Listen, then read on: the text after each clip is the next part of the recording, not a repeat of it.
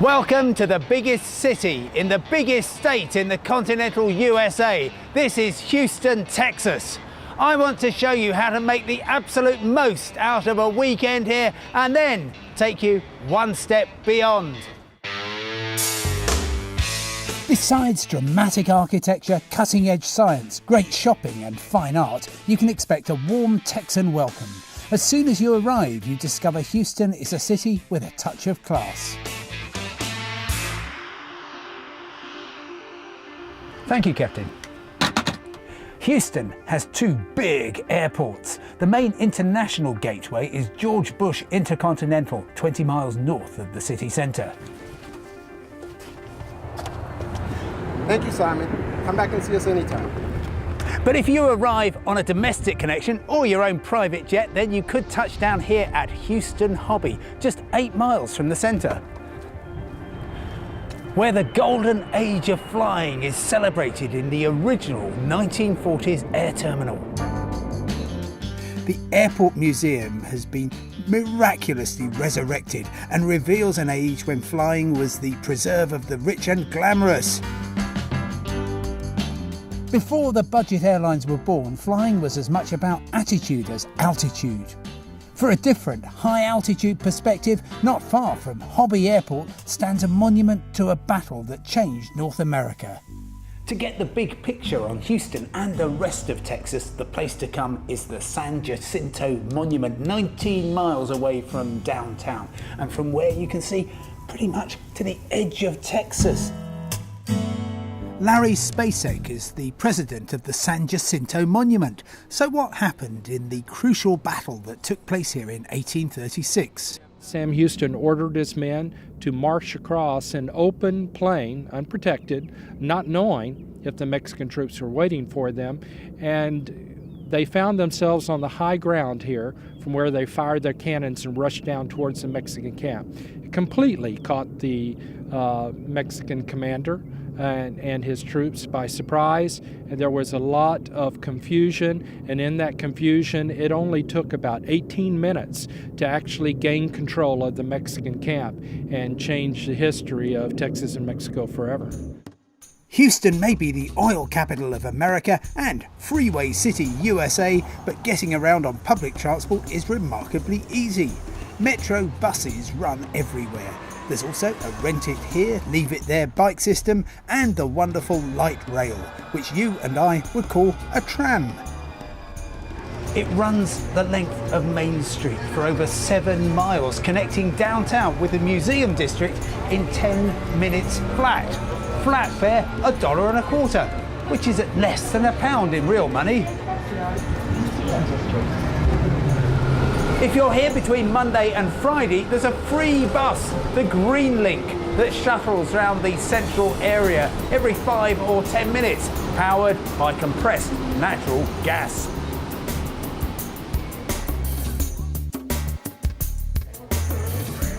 In the heart of the museum district in Houston, the Hotel Zaza provides a theatrical take on Texas. Each of the suites has an individual theme. This one is the Geisha House. So you step from Texas into Tokyo. This is the bedroom.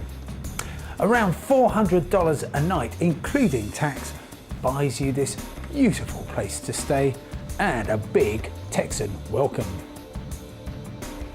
The hotel is right next to a light rail stop, but for journeys up to 5 miles, the Zaza offers what it calls a free magic carpet service. Actually, it's a car. The place I'm staying is right downtown and has carpets too. Hello, I'm over here. I'm staying somewhere which is more economical in terms of price, if not scale. The lobby is actually larger than the state of Rhode Island. The hotel opened in 2011, but the carpets, which by the way are English, were made, I think, in the 1970s. A bit like me. What do you mean?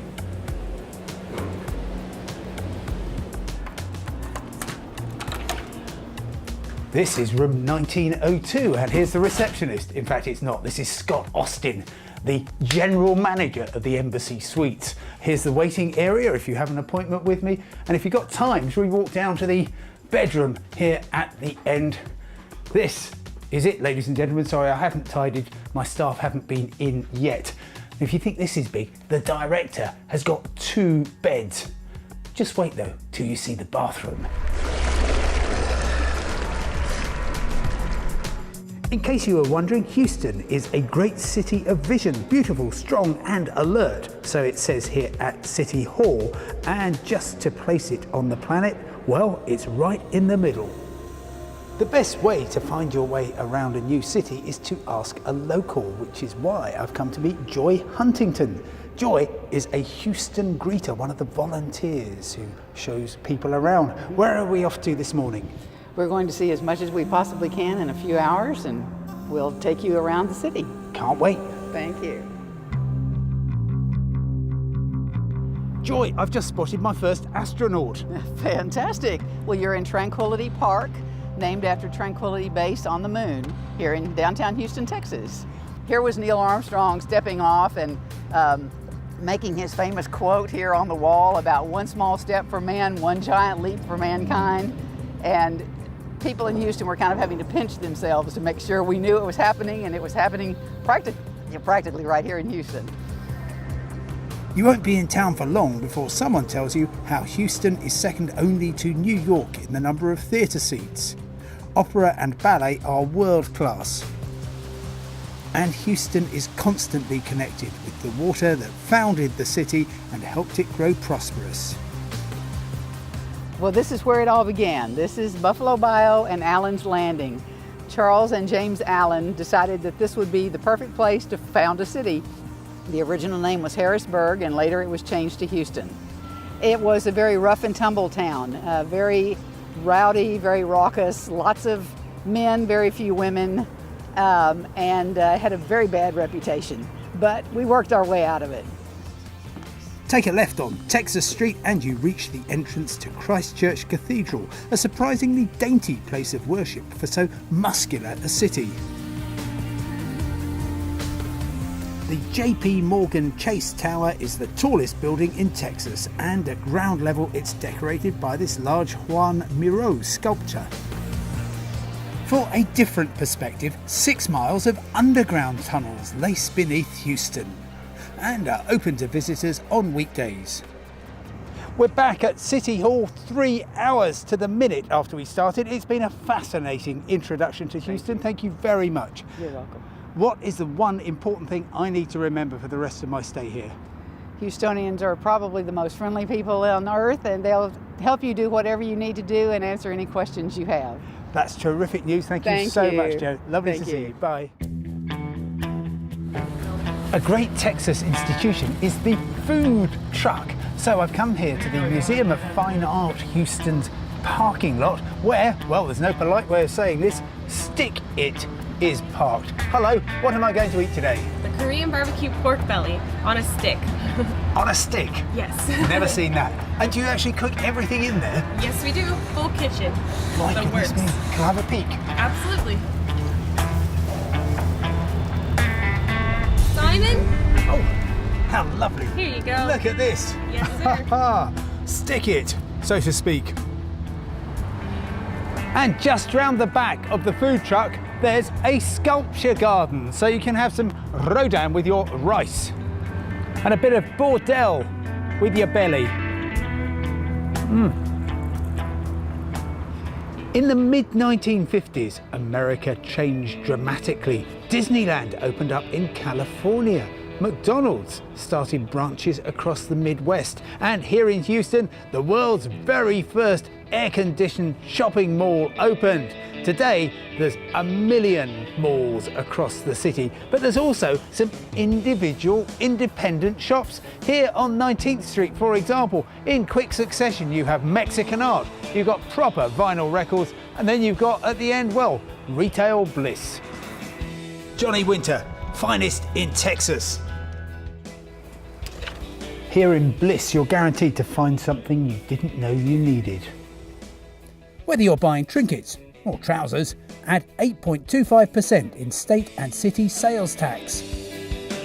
I wanted to bring you to the Onion Creek Cafe because it feels to me like a rambling barn that's been here almost since the dawn of Texas. Yet, in fact, it's just 10 years old. Don't forget to bring your ID to prove your age, just in case you're carded.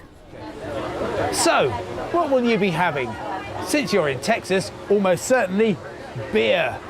And possibly quite a lot of it because it is delicious. This is St. Arnold's, one of the craft breweries that have been set up around Houston. Very tasty it is too. The staff are much more attentive across town at the original Ninfas on Navigation Boulevard. Oh, gracias. Enjoy your tortilla mix. 40 years ago, this was a tortilla factory, and they still hand make up to 5,000 of those delicious corn pancakes every day. But today, this is where Tex goes out for dinner with Mex, and you get to eat the best from both sides of the border. The most exquisite combination of flavours you can get this side.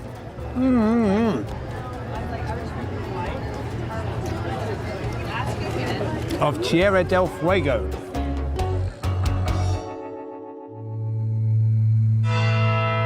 On Sunday morning or any other day of the week, you can discover a place of worship like no other.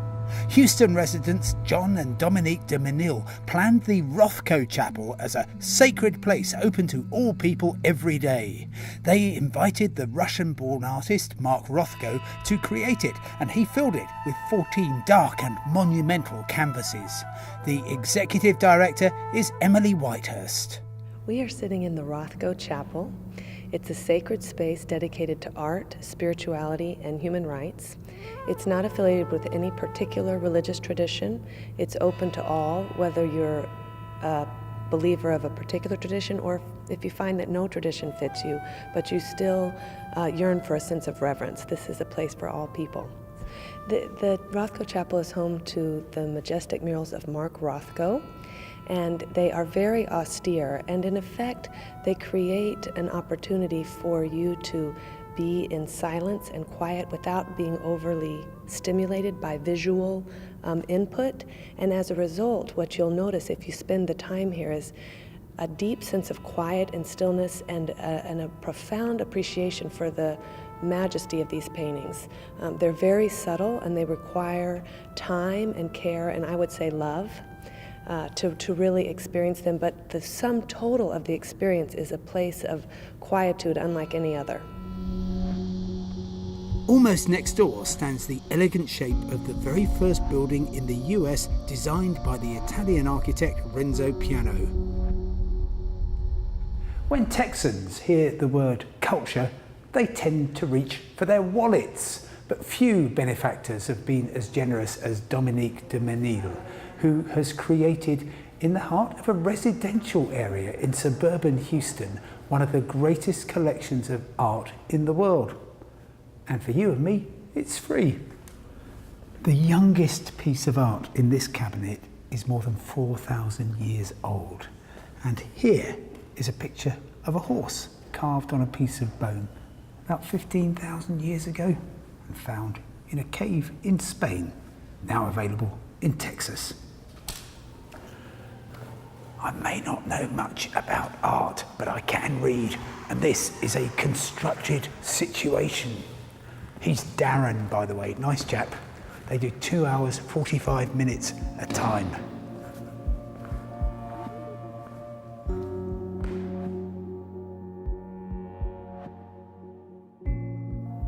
Vance Muse has worked here for many years, the lucky man. Vance, this isn't your average art museum. We're standing in the Pacific Islands galleries, which fascinate me along with the African rooms because they're so modern looking. These pieces, which are non-Western, can look so Western. It's the way a Cycladic figure, which is so ancient, can look so modern. And that's what you find in this museum, a lot of conversations between ancient and modern, and between Western and Eastern. It is not encyclopedic, but it spans centuries. And the way it's minimally installed, I think people leave here with definitely with an eyeful, but not overwhelmed. It's a rather small museum, a rather large collection, which is always rotating. From works of art to, well, works of art, at least according to barbecue-loving Houstonians. Good Company has been serving up beef brisket since 1977. Best barbecue in Texas, traveled all over Texas. I'm eating different barbecue, and I have yet to find one better. Houston is a city for making discoveries, and I've just found what they've done with a couple of old parking lots on the edge of downtown. This is Discovery Green, a piece of countryside transplanted to the city with all kinds of activities, Zumba, yoga, open-air movies, though not all at the same time. And would you believe that in winter they transform this into an ice rink? I met up with the park president, Barry Mandel. Discovery Green actually came out of a community contest, and it was really about trying to dispel concepts that Houstonian had had up until that point. Namely, that downtown wasn't safe, that downtown was hard to navigate, that parking would be a problem, and the concept that overall Houstonians don't spend a lot of time outside. What I love about Discovery Green is the way that amid all these high rises, it gives you such a sense of space. And talking of space,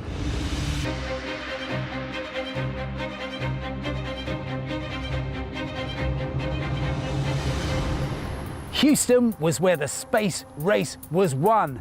And today, 40 years after the last moon landing, you can celebrate the greatest journeys that humans have ever made.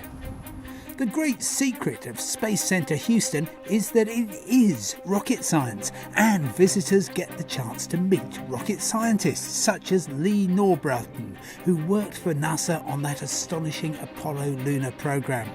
Well, the thing that stands out in my mind was the Apollo 13 mission, which had the unplanned event of an explosion in the service module, explosion of an oxygen tank that took out the electrical power, the propulsive power, the life support systems to the astronauts. And in an unplanned way, we had to use the lunar module as a lifeboat to bring the astronauts back to Earth. It is reflective of the level of risk that astronauts take when we go into space. We always plan for a completely successful mission. We always have a plan in the background that says if various things go wrong at various times, how do we get the astronauts back safely? This is mission control. When the Apollo 13 astronauts said, "Houston, we have a problem," this is where they had to pay attention. If you think there's a chance you might not make it as a rocket man or woman, you can at least touch a piece of the moon. Very long way from home. The final countdown for the Apollo program took place in 1972, but some giant relics of the greatest scientific adventure of all time remain at Space Center Houston, notably a real Saturn V rocket. It sparked memories for people involved in the moon landings, such as retired rocket scientist Bill Rothschild. I remember the emotions that I had on that July evening. It was an elation that was hard to describe, and I think most of the folks who were alive on the planet at the time remember exactly where they were when that happened. The moon is 250,000 miles away. That's a very long distance. If you were to fill your family automobile with enough fuel to drive 250,000 miles, it would take a lot of propellant. In fact, the Saturn V, which weighed 6.5 million pounds at liftoff, was almost entirely fuel. These are mostly empty tanks once the fuel has been burned. The Space Shuttle program ended in 2011, and the fleet has now been grounded while NASA scientists work on the next generation of space exploration. But I was lucky enough to catch a glimpse of Endeavour hitching a ride on a Boeing 747 when it paid a final visit to the Lone Star State and its spiritual home of Houston. Houston is the place where the impossible became possible, and where dreams came true with one small step upon the magnificent desolation of the moon.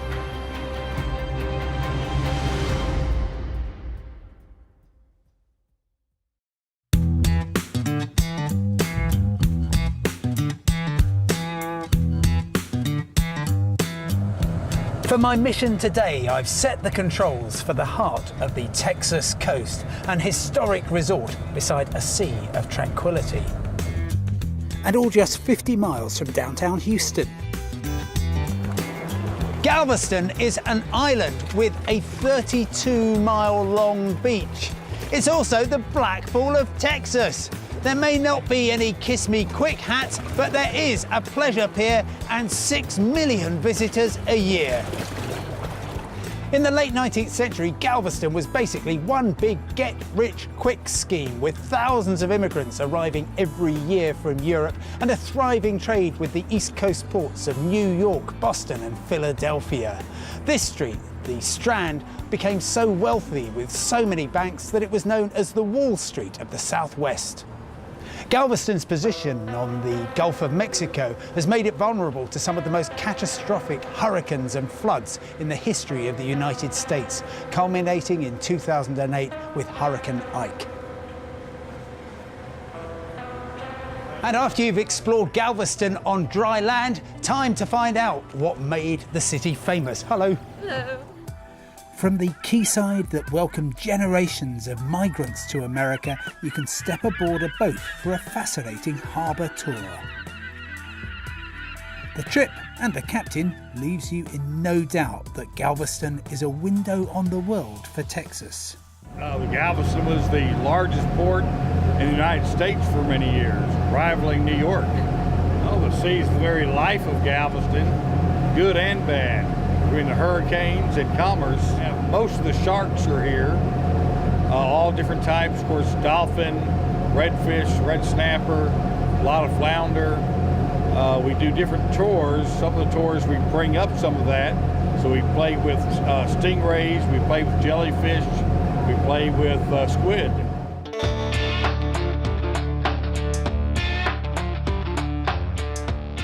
Galveston's a great antidote to high-rise, high-tech Houston.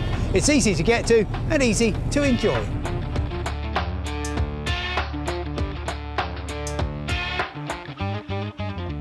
Houston's skyline is so big you could probably see it from space. And yes, this is a brash, boastful city, but it's got a lot to show off about.